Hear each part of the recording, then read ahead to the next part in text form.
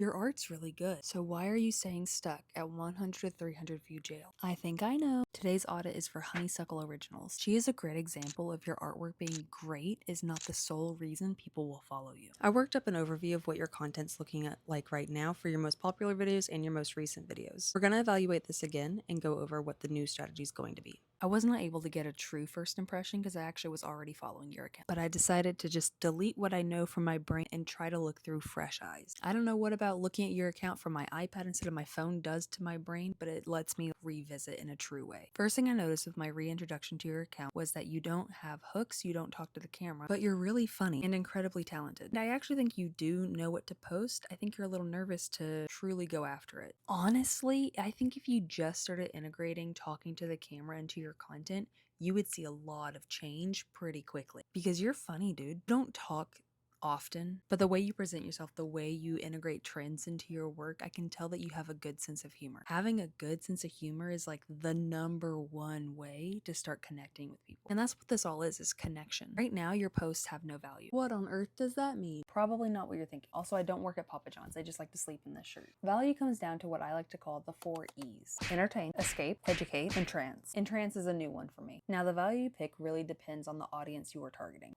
If you are targeting other artists, sure, go educate in the route of tutorials. But for the vibe of your content and for the fact that we are trying to sell a product, I think that we should really go for the entertain and entrance parts. So escape and entrance are similar but not the same. Escape I kind of bring along the lines of inspiring, getting people motivated, creating a sense of escapism. Entrancing is hypnotizing somebody. Like, have you seen those videos where you are just hypnotized into it? Like the AI glass cutting fruit thing? Artists do this all the time. There is an artist on here named Sarah Veen. Her most popular video was her putting dots of, I want to say, paint on a canvas in a mandala style. People were entranced, and that's what made it her most popular video. The way you paint is kind of hypnotizing, I'm gonna be honest. And I want to say probably for people who are not artists too. Truly, I think your gift is entertainment because you are naturally humorous. You have a good bubbly personality. I can tell so much about you just from the content you have posted. I want to know more. Let me in. Show me who you are. Authenticity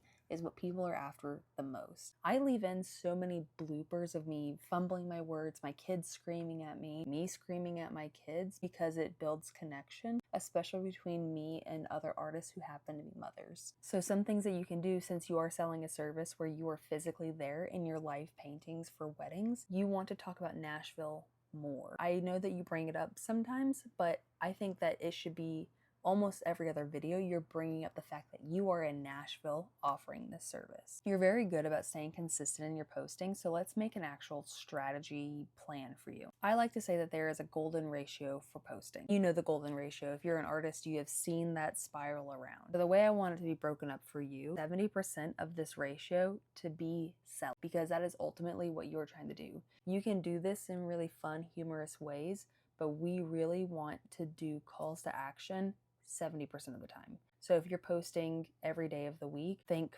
4 posts in the week are going to be about your live paintings or things that you are actively selling on your website or services that you offer. Now, don't get me wrong. This doesn't have to be like you're creating an ad 4 times a week. This is you are get your personality, your brand in front of people 4 times in a week, because it takes roughly 7 impressions for somebody to even recognize who you are. So if we can get ahead of it, start building your account and your brand more now, you're gonna thank yourself later for the grind now. And that's when you can start to fall off a little bit. Once you have a larger following, a more engaged following, you can start to relax a little bit more because your old content starts to work for you. I am still getting 200, 300 followers a week just from one video I posted 6 months ago. You're gonna divide that 70% in half between high effort and low effort. So you're only posting 2 high effort videos a week. High effort are videos that take a little bit more production. Maybe you're scripting it, maybe you're putting an active plan behind it,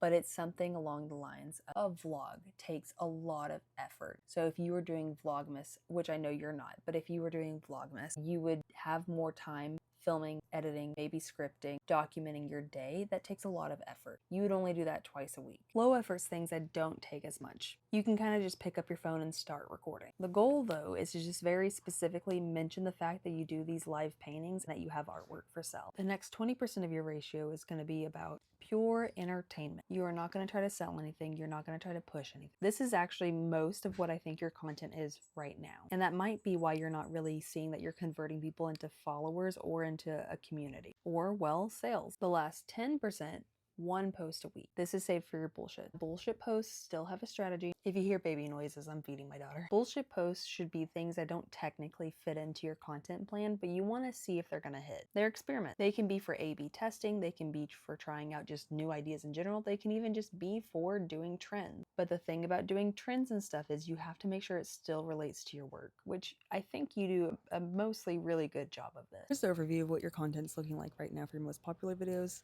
Here's for your most recent videos. This is kind of what I'm thinking it needs to be. It's a little more balanced and you don't feel like a walking commercial. Overall, I think you're on the right track. You just need some structure and to be intentional with your time. I hope that helped. Bye.